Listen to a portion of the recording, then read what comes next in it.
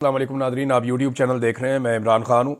سب سے پہلے فیض حمید والا معاملہ جو ہے اس کو طول پکڑایا جا رہا ہے، تو کیا عمران خان صاحب کو اس میں فکس کیا جا سکتا ہے؟ کچھ چیزیں میں آپ کے سامنے رکھ دیتا ہوں اور یہ حقائق ہیں۔ دیکھیں، عمران خان صاحب کو اٹھا کر اس وقت ملٹری کورٹ میں لے جانا اتنا آسان نہیں ہے۔ پاکستان کی گورنمنٹ نے عالمی سطح پہ بہت ساری یقین دہانیاں کروائی ہیں، اور نہ صرف گورنمنٹ نے کروائی ہیں بلکہ پاکستان کی اسٹیبلشمنٹ نے بھی کروائی ہیں۔ تھوڑا عرصہ پہلے آپ نے سنا ہوگا برطانوی وزیر خارجہ نے اپنے ہی ایم پیز کے لیٹر کا جواب دیتے ہوئے کہا تھا کہ عمران خان صاحب کو ملٹری کورٹ کے اندر نہیں بھیجا جا رہا یا ملٹری کسٹڈی میں وہ نہیں جا رہے، اور ہم نے اس چیز کے اوپر نظر رکھی ہوئی ہے۔ اقوام متحدہ کو ان معاملات کے اوپر اعتراض ہے۔ پاکستان میں already supreme court of Pakistan میں یہ کیس بھی چل رہا ہے۔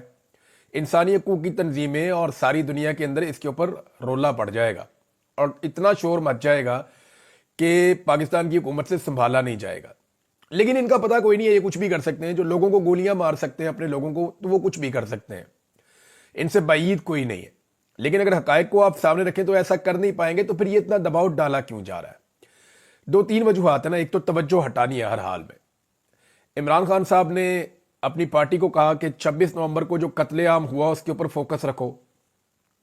انہوں نے کہا کہ مقدمہ درج کروایا جائے۔ دو نام بھی دیے انہوں نے، وزیر اعظم کا اور وزیر داخلہ کا، دو نام بھی دیے نا انہوں نے، اور اس کے علاوہ مزید لوگوں کے اوپر بھی یہ مقدمات درج ہوں گے۔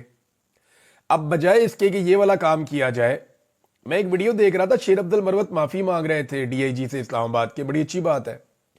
وہ یہ کہہ رہے تھے کہ سید زادہ، میں نے اس کے بارے میں کچھ اس طرح کے جملے بول دیے ہیں کہ میں معذرت چاہتا ہوں، لیکن کیا اسلام آباد پولیس معافی مانگے گی جو ڈی چوک کے اندر مار کٹائی ہوئی ہے؟ یعنی جس طرح ڈی چوک کے اندر لوگوں کے اوپر سیدھی گولیاں چلائی گئی ہیں، کیا اسلام آباد پولیس اس کے اوپر معافی مانگے گی؟ کیا اسلام آباد پولیس اس بات پہ معافی مانگے گی جو انہوں نے ماؤں کے ساتھ، بہنوں کے ساتھ کیا، جو چادر اور چار دیواری کا تقدس پامال کیا، جو کے پی ہاؤس کے اندر جا کر کیا گیا؟ یعنی اخلاقیات ساری کی ساری پاکستان تحریک انصاف کو دیکھنی ہوتی ہے، اور بڑی اچھی بات ہے۔ اگر آپ نے کسی کے بارے میں بلو دا بیلٹ جا کر بات کی ہے تو آپ معذرت کریں، اس سے آپ کے ظرف کا پتہ چلتا ہے۔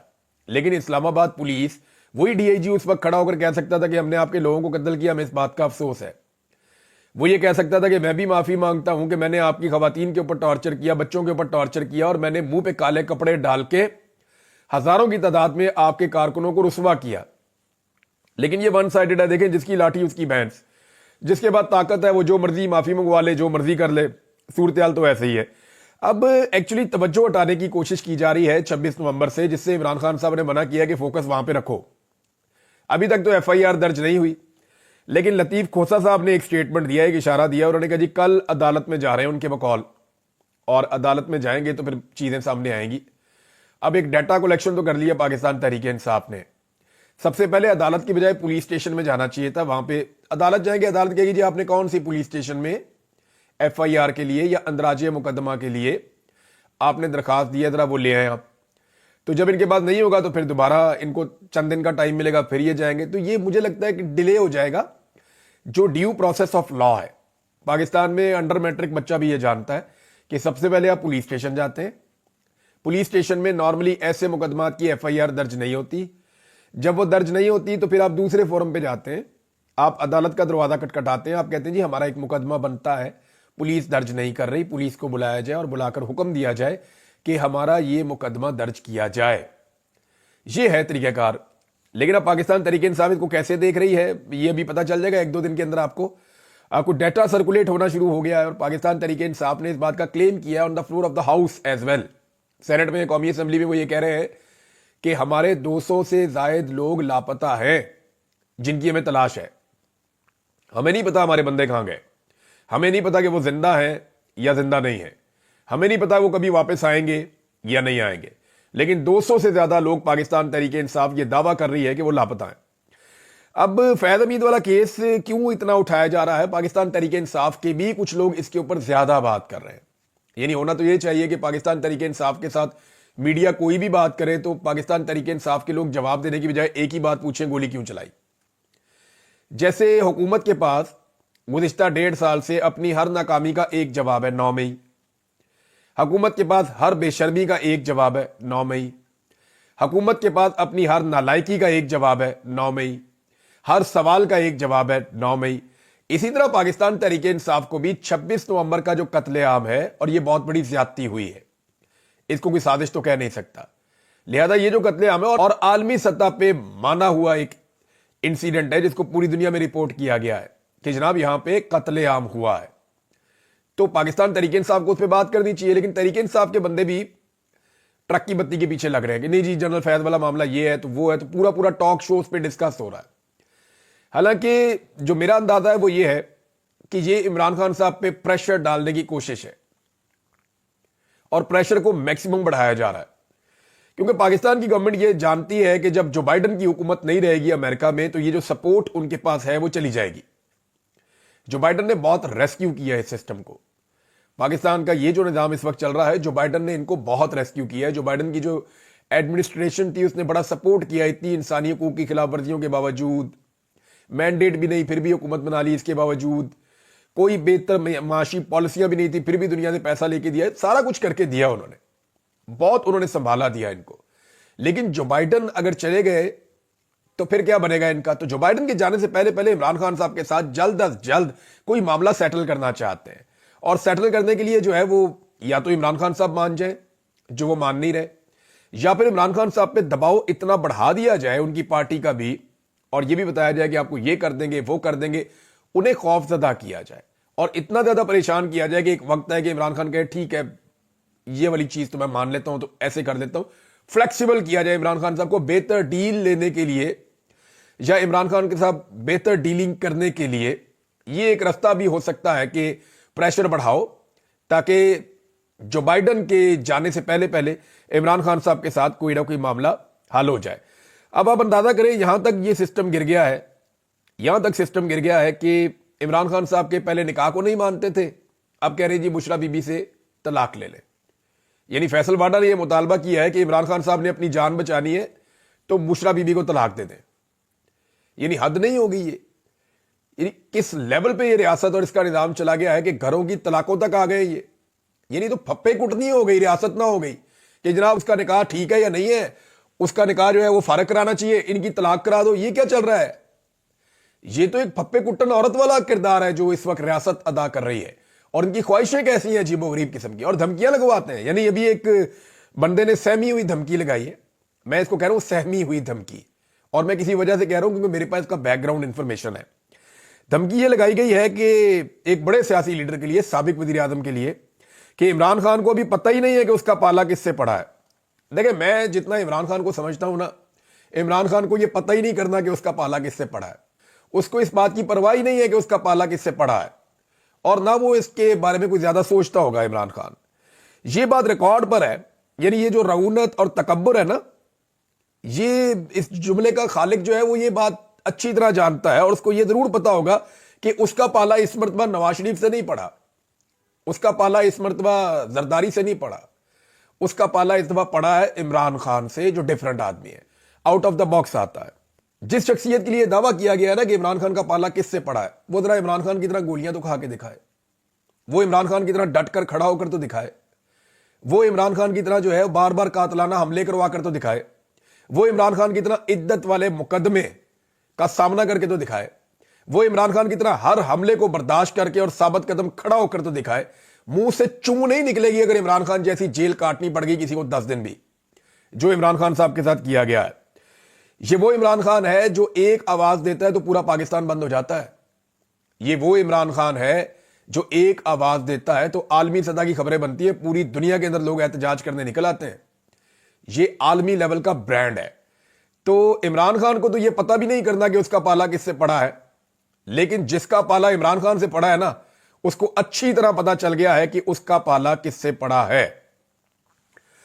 ناظرین, خود احتسابی کی بات ہوتی ہے تو اس میں جو ہے وہ ایک ٹویٹ بھی کروایا گیا ایک کرکٹر سے, شاہد افریدی سے, کہ جناب ادارے کے اندر خود احتسابی ہو رہی ہے, ISPR نے یہ کہہ دیا ہے. تو دیکھیں خود احتسابی ایک اچھی چیز ہے, ہونی چاہیے, اور میں جتنا مجھے ایسا لگتا ہے کہ یہ بڑی اچھی چیز ہے کہ جنرل فیض کو اس بات پہ سزا ہو کہ سیاست میں تم نے مداخلت کیوں کی بھائی, اختیارات سے تجاوز کیوں کیا, تاکہ یہ رستہ تو کھلے نا. اس سے پہلے جرنیلوں کو غداریوں کے اوپر سزائیں ہوتی رہی ہیں, بغاوت کے اوپر معاملات ہوتے رہے ہیں, راز بیچنے کے معاملات ہیں یا کوئی اور چیزیں ہیں, ان پہ سزائیں ہوتی رہی, کرپشن یہ چیزیں ہیں. لیکن سیاست میں مداخلت میں جرنیل فکس ہو جائے نا تو کمال ہو جائے گا پاکستان میں, یہ رستہ کھل جائے گا. फिर उसके बाद जनरल बाजवा की बारी आएगी, फिर आज जो हो रहा है ये लोग भी, जो इससे पहले हुआ वो लोग भी, सारे इंशाल्लाह फंसेंगे और सबको जवाब देना पड़ेगा कि उन्होंने पाकिस्तान की सियासत के अंदर गंदा किरदार क्यों अदा किया है। तो ये दरवाजा खुलना चाहिए। अब जनाब सोर्सेज से खबरें दी जा रही हैं कि फैज हमीद से 50 से ज्यादा सियासतदान राब्ते में थे और इसमें पाकिस्तान तहरीक इंसाफ के सियासतदान थे। अब आप सिर्फ ये पता कर लेना कि दूसरी जमातों के कौन कौन से सियासतदान फैज हमीद से राब्ते में थे, तो आपके 14 तबक रोशन हो जाएंगे। आप हैरान हो जाएंगे कि कौन कौन फैज हमीद से राब्ते में था, और अगर ये मामला खुले तो आपको बड़ा मजा आएगा। दूसरा, कौन से सहाफी फैज हमीद से राब्ते में थे, तो आपके दोबारा 14 तबक रोशन हो जाएंगे। यानी मैं अपनी जिंदगी में इस आदमी को मिला नहीं, अच्छा ही हुआ नहीं मिला। जब मुझे उठाकर ले गए थे ये जिनसियां, और मुझे मार मार के यही पूछते थे कि फैज हमीद से कब मिले थे, और मैंने कहा एक दफा साबित कर दो, एक दफा मेरी मुलाकात और टेलीफोन पे ही बात साबित कर दो। मैं इस बंदे को कभी मिला ही नहीं अपनी जिंदगी में। मेरे सोर्सेज और थे, मैं उनके जरिए से खबरें लेता था, लेकिन फैज हमीद को मैं कभी नहीं मिला। जनरल बाजवा को मिला हूं और बहुत सारे जनरल्स को मिला हूं, फैज हमीद को नहीं मिला, लकीली नहीं मिला। लेकिन जिन लोगों के फैज हमीद के साथ राब्ते थे ना सहाफियों में, आप जब वो लिस्ट आप पढ़ेंगे ना तो आपको मजा आ जाएगा और आप कहेंगे यार ये मुंह पे क्या कहते हैं, और मुलाकातें इनकी सबसे ज्यादा थी, रिकॉर्ड किस्म की। तो ये सारी चीजें आपको पता चलेंगी आने वाले वक्त में।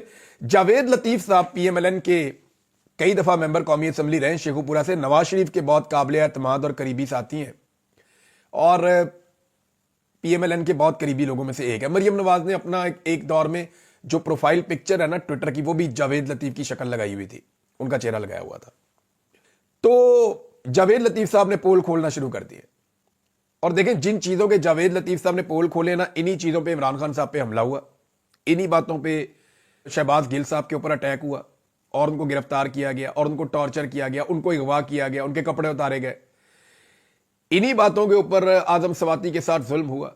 इन्हीं बातों की वजह से आज हजारों लोग जेलों में बंद हैं। इन्हीं बातों की वजह से पाकिस्तान में हजारों मुकदमात दर्ज हुए। इमरान खान के ऊपर 188 मुकदमात हो गए। मुझे 9 दफा गिरफ्तार किया गया इन्हीं बातों की वजह से, जो अब जावेद लतीफ साहब गवाही दे रहे हैं। देखिए हक गालिब आ जाता है, चीजें सामने आ जाती हैं, थोड़ा टाइम लग जाता है। हम अल्लाह का शुक्र है कि सुरखरू हो रहे हैं। जो हमने आज से 2.5 साल पहले सारी बात बताई थी, वो गवाहियां अब खुद आ रही हैं। फजलुर रहमान गवाही दे चुके, शाहिद ककान अब्बासी गवाही दे चुके, और बहुत सारे लोग हैं PMLN के जो छोड़ गए या मौजूद हैं, वो गवाहियां दे चुके। आजकल रोजाना गवाही दे रहे हैं करमानी साहब, आसिफ करमानी साहब, नवाज शरीफ साहब के सेनेटर थे, उनके पर्सनल सेक्रेटरी रहे हैं, वो गवाही दे चुके। अब एक और गवाही आई है, वो जावेद लतीफ साहब की है। जावेद लतीफ साहब ने रजीम चेंज ऑपरेशन का पूरा पोस्टमार्टम कर दिया, कमाल किस्म का पोस्टमार्टम किया। जावेद लतीफ साहब ने किया जनाब कि उन्होंने कहा जी हमने एस्टेब्लिशमेंट के कहने के ऊपर इमरान खान की हुकूमत गिराई थी, तहरीक एतमाद हम नहीं करना चाहते थे, हम पे जनरल बाजवा, जनरल फैज वगैरह ने दबाव डाला था और इमरान खान की हुकूमत गिरवाई गई थी। यह है सियासी मुदाखलत। इमरान खान ने अगर कोई सियासी मुदाखलत की है, सियासतदान ने सियासत ही करनी है, तो कोई हुकूमतें नहीं गिराता रहा वो जर्नैलों के साथ मिलकर। लेकिन यहां पे जर्नैलों के साथ मिलकर PMLN खुद गवाही दे रही है कि हमने हुकूमत गिराई और हम नहीं चाह रहे थे, लेकिन जर्नैलों ने हमसे अदम एतमाद करवा के हुकूमत गिरवाई। पीपल्स पार्टी के लोग भी अब इशारे देते हैं। दूसरी जानिब उन्होंने कहा जी कि हम हुकूमत बनाना भी नहीं चाहते थे, हम इलेक्शन हार गए थे 2024 के इलेक्शन में 8 फरवरी को हम हार गए थे, और हमने मियां साहब को जाके, मेरी भी मुलाकात हुई थी, मैंने जाके कहा तो ना नवाज शरीफ हुकूमत बनाना चाहता था, ना शहबाज शरीफ हुकूमत बनाना चाहता था। उन्होंने कहा जी हम हुकूमत बनाने नहीं चाहते थे, हमें जबरदस्ती हुकूमत बनवाई गई और वो भी एस्टेब्लिशमेंट ने बनवाई। तो देखें वो चीजें जिनके ऊपर पाकिस्तान की रियासत मुकदमे दर्ज करती थी, लोगों को मारती थी, लोगों को नंगा करती थी, लोगों को जबरी तौर पे लापता करती थी, लोगों के कारोबार बंद करती थी, लोगों को तकलीफ देती थी, वो तमाम बातें कोई भी करता था उसको निशाने इबरत बनाया जाता था। आज वो बातें जिनसे एस्टेब्लिशमेंट ने ये काम लिया या इस रियासत ने जिन लोगों से ये काम लिया, वो लोग खुद गवाही दे रहे हैं। ये है जमहूरियत का हुस्न, ये होना ही था। क्योंकि पब्लिक में नहीं जा सकते ना सच बोले बगैर। झूठ बोलेंगे कवा काटेगा, झूठ बोलेंगे लोग नाराज हो जाएंगे, झूठ बोलेंगे लोग वोट नहीं डालेंगे, झूठा है, फ्रॉडिया है, तो सच तो बोलना पड़ेगा। तो अब जो है ना वो मलबा एस्टेब्लिशमेंट पे डालने का सिलसिला शुरू हो गया। تھوڑے عرصے کے بعد آپ یہ دیکھیں گے کہ نواز شریف صاحب اور باقی لوگ بھی یہ ملبہ اب ڈالنا شروع کر دیں گے. آپ کو بڑے مزے کے اب دلچسپ قسم کے آپ کو ابھی بہت سارے مراحل سے آپ کو گزرنا پڑے گا. زبیر علی خان صاحب نے بڑی امپورٹنٹ بات کی ہے, جرنلسٹ ہیں اور بڑے محنتی جرنلسٹ ہیں. انہوں نے یہ کہا کہ دیکھیں اگر خود احتسابی ہونی ہے نا ادارے میں, جیسے کہ شاہد افریدی نے کہا تھا, تو پھر تو دیکھیں عمران خان صاحب نے بھی ایک ایف آئی آر کی درخواست دی ہوئی ہے, وہ بھی ہونی چاہیے تھی. پھر تو شہید ارشد شریف کی والدہ نے بھی ایک ایف آئی آر کی درخواست دی ہوئی ہے, پھر تو وہ بھی ہونی چاہیے تھی ایف آئی آر. تو زبیر علی خان صاحب نے بڑا امپورٹنٹ نقطہ اٹھایا ہے, بہت امپورٹنٹ نقطہ ہے. اس کے اوپر احتساب تو پھر ایسے ہوتا ہے کہ پھر صاف صاف ہوتا ہے, پھر تو احتساب یا ہوتا ہے یا نہیں ہوتا. یہ نہیں ہو سکتا کہ جناب یہ والا بندہ آج اس کی شکل پسند نہیں, اس کا احتساب کر دو, یہ والا پسند ہے اس کا نہ کرو. پاکستان تحریک انصاف کا ایک رد عمل بھی ہے فیض حمید کو چارج شیٹ کرنے کے اوپر. ذرا وہ رد عمل میں آپ کو پڑھ کے سناتا ہوں, یہ امپورٹنٹ ہے. پاکستان تحریک انصاف کے چیئرمین بیرسٹر گوہر نے فیض حمید کے ٹرائل کو فوج کا اندرونی معاملہ قرار دیتے ہوئے یہ کہا ہے کہ پی ٹی آئی کا اس سے دور دور تک کوئی تعلق نہیں ہے, اور انہوں نے کہا باضابطہ چارج شیٹ کیے جانے پر پاکستان تحریک انصاف کا یہ رد عمل ہے. اور بیرسٹر گوہر کا مزید یہ کہنا تھا کہ فیض حمید کا کیس مکمل طور پر ادارے کا اندرونی معاملہ ہے, کورٹ مارشل ٹرائل کا پی ٹی آئی کے ساتھ دور دور تک کوئی تعلق نہیں. فرد جرم کسی ٹرائل کی ابتدا ہوتی ہے, وقت بتائے گا کہ ملزم مجرم قرار پاتا ہے یا بری ہو جاتا ہے. کورٹ مارشل ٹرائل ادارے کا اپنا معاملہ ہے, سیاست میں نہیں لانا چاہیے. ان کیمرہ کاروائی ہوتی ہے, ملزم کے پاس دفاع کا حق موجود ہوتا ہے. یہ جناب پاکستان تحریک انصاف کا اس پہ موقف آیا ہے. اور ساتھ میں پاکستان تحریک انصاف نے یہ بھی کہا تھا کہ آئی ایس پی آر اس کا نوٹس لے فوج, کہ بہت سارے لوگ اس معاملے کو سیاسی پلس مائنس کے لیے استعمال کر رہے ہیں. وزیر دفاع بھی استعمال کر رہے ہیں, وزیر دفاع کو ٹکے کا علم نہیں ہوتا کہ ان کے محکمے میں کیا چل رہا, کچھ پتہ نہیں ہوتا, وہ کچھ کہہ رہے ہوتے ہیں, معاملہ کہیں اور جا رہا ہوتا ہے.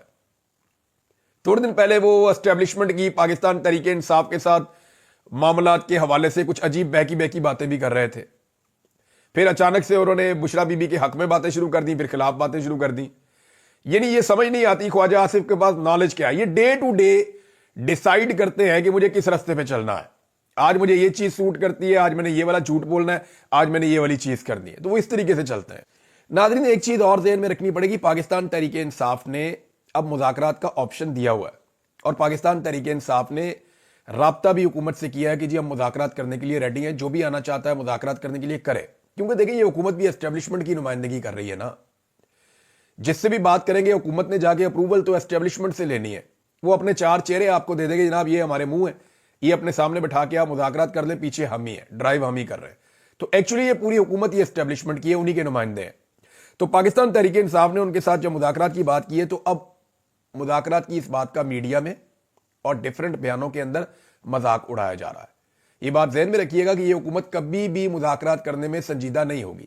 پاکستان تحریک انصاف پہلے تو ان سے کرنا ہی نہیں چاہتی تھی, لیکن اب جب انہوں نے کرنے کی بات کی ہے تو اس حکومت نے ثابت کیا کہ یہ کبھی بھی مذاکرات میں سنجیدہ نہیں ہوگی. وجہ یہ ہے کہ مذاکرات کے نتیجے میں انہیں اصولی موقف ماننے پڑیں گے, اور جب جب یہ کسی ایک اصولی موقف کو مانیں گے ان کی طاقت کم ہوتی چلی جائے گی, اور الٹیمیٹلی ان کی حکومت گرے گی. ان کو الیکشن میں جانا پڑے گا, جس کے خطرے کا اظہار مولانا فضل الرحمان صاحب سے ملاقات میں رانا ثناء اللہ صاحب کر چکے ہیں کہ اگر الیکشن ہو گیا تو عمران خان کی 2/3 اکثریت ہوگی اور پھر ہم فارغ ہیں.